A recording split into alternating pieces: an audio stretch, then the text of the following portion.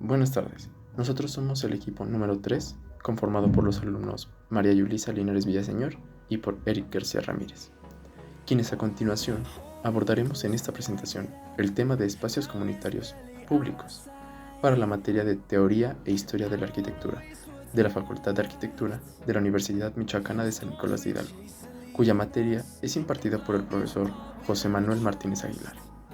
A continuación, se hablará de diversos espacios comunitarios que a lo largo de la historia han ido evolucionando desde la prehistoria hasta la Edad Antigua, que es el periodo de la historia que coincide con el surgimiento de las primeras civilizaciones: Mesopotamia, Grecia, Roma y Egipto.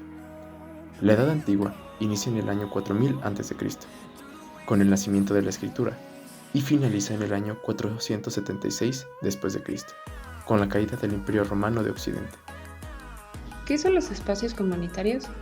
Al hablar acerca de un espacio comunitario nos referimos a ciertas áreas sociales en las cuales las diversas culturas podían reunirse para socializar, celebrar, comerciar, tratar asuntos relacionados con la comunidad, generar espacios de protección contra condiciones climáticas, tratar temas financieros, religiosos, administrativos o económicos. En cuestión, un espacio en donde la población puede realizar su vida cotidiana y sus actividades según su época. Hablando de contextos históricos, comencemos con Grecia. La vida pública de los griegos dependía del consejo y de la aristocracia. Durante el siglo V, Pericles fue elegido como estratega de Atenas y dominó el mundo griego. Además, podemos decir que durante el siglo V, en Atenas se tenían algunas instituciones que constituían al aparato gubernamental, y su comercio pasaba básicamente del trueque. Se comenzaron a utilizar lingotes de oro y más tarde se empezó a utilizar la moneda. Las dos ciudades más importantes fueron Esparta y Atenas. Hablemos ahora de Roma.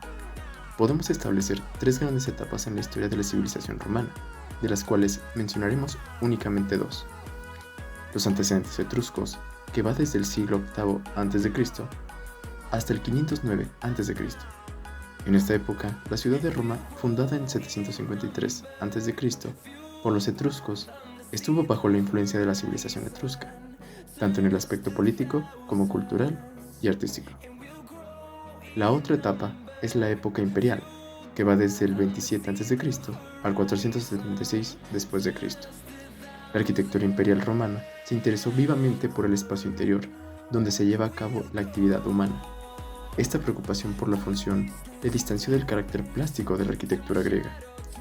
En la escultura, en el culto de los antepasados, rasgo heredado por la tradición etrusca, impulsó la individualidad del retrato, creando así un propio estilo romano. Acerca de Egipto, comenzó con la unificación de algunas ciudades del Valle del Nilo, alrededor del año 3200 a.C. Sus dos ciudades más importantes eran Alejandra y Avaris. Los antiguos egipcios importaban y exportaban productos de varios países vecinos. Exportaron jarrones de piedra y cerámica, lino, papiro, recipientes de oro, pieles de buey, cuerdas, lentejas y pescado seco. Tenían un gobierno monárquico, absolutista y teocrático, y en su periodo de mayor expansión controló los reinos amorreos de Palestina y el norte de Siria, llegando hasta el Éufrates Medio y las jefaturas nubias del Sudán, hasta el Jebel Barkai. Contexto geográfico. La antigua Grecia estaba bañada por el mar Mediterráneo y se situaba al sur de la península balcánica. Comprendía también diferentes islas de los mares Egeo y Jónico y la costa occidental de la actual Turquía. El relieve griego está formado por cadenas de montañas, valles y llanuras. La ubicación geográfica de la civilización romana antigua es la actual Italia, en el Valle de las Siete Colinas, cercanas al río Tíber, el más importante de Italia. La cercanía de la ciudad a este río permitía obtener agua para el desarrollo de distintas actividades agrícolas y ganaderas. La geografía de Egipto se caracteriza por un clima desértico mitigado por la influencia del río Nilo y sus mares limítrofes. Egipto se encuentra entre dos continentes, África y Asia. Está situado en el extremo noreste de África. Al ubicarse en la crecida del Nilo y la orografía del terreno, permitían la existencia de extensos espacios pantanosos, donde crecían el papiro o el loto, donde vivían variadas especies de aves y mamíferos, y donde el Nilo posibilitaba la pesca, además de cobijar cocodrilos o hipopótamos, al igual que daba la agricultura. En la Grecia antigua, por alrededor de los años 460 y 415 a.C., fue mandado construir por el rey de Pérgamo en la antigüedad un edificio con forma rectangular, conformado por una sucesión alargada de columnas y largos pasillos. En Atenas, Grecia, tal es el caso de la mencionada Ágora antigua. Actuó como el centro de la vida de Atenas, en los ámbitos sociales, políticos y culturales de la vida antigua. En este espacio se desarrollaron muchas actividades, de entre las cuales destacaban sus reuniones, debates políticos, elecciones, celebraciones religiosas, actividades mercantiles, actuaciones teatrales, competiciones atléticas y discutir acerca de sus leyes. Algunos de los materiales que fueron más utilizados en esa época para su construcción eran tales como la madera, la piedra, el mármol y las calizas duras. Ahora seguimos con Roma. En Roma se desarrollaron los llamados foros. Alrededor de los años 500 a.C. se comenzaron a edificar los primeros edificios que componían a esta zona muy importante.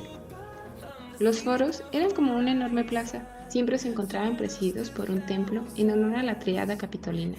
Eran muy importantes ya que todos los caminos conducían a él, lugar en donde practicaban toda clase de actividades sociales, compuesto de edificios donde podían comentar todo acerca del tipo de justicia que se practicaba, para desarrollar su culto religioso, para tener control de su política, así como también, y muy importante, su comercio. En este lugar se establecían mercados en los cuales la población tenía acceso para comerciar. Para su método constructivo hay algunas características que eran más o menos recurrentes en su configuración. Por lo general, los foros tienen forma geométrica, prácticamente rectangular en una proporción 2:3, como dicta Vitruvio. Rodeados de pórticos, albergan diversas funciones religiosas compuestas al menos de un gran templo, actividades cívicas que eran dominadas por una basílica y las comerciales, las cuales albergaban diversas tiendas y mercados. Era frecuente también encontrar un teatro y un baño público, así como la curia, que era usada para reuniones del consejo municipal, y el llamado comitium, que era utilizado para reuniones políticas.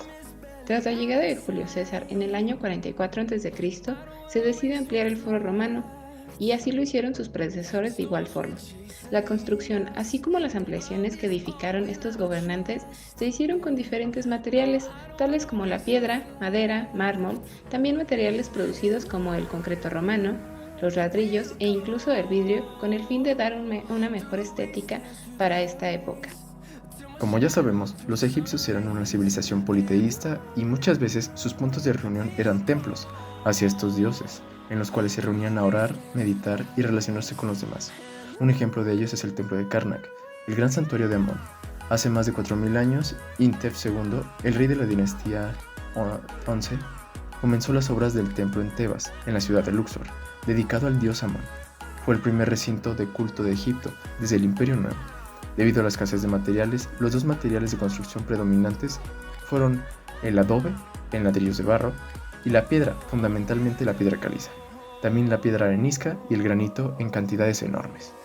Otros espacios comunitarios en el antiguo Egipto eran los grandes mercados, en los cuales se realizaban actividades de comercio, como trueque, convirtiéndose en puntos de reunión y socialización para las personas de ese entonces. Como lo era la antigüedad y lo es hoy en día, los espacios comunitarios nos resultan necesarios en las comunidades para ayudar al desarrollo de estas mismas y de sus habitantes, dando como consolidación la sociedad. Y en cuanto a lo que es un espacio comunitario, lo podemos definir como un punto de encuentro entre uno o más personas y en una zona determinada en la cual realizan diversas actividades, desde esparcimiento, comercio, políticas, etc. Entre los espacios comunitarios hay mucha diversidad de ellos e incluso son muy versátiles. Se les puede dar diversos usos, pero siempre mantienen el punto principal, que es el conjunto de un grupo de personas en un mismo espacio.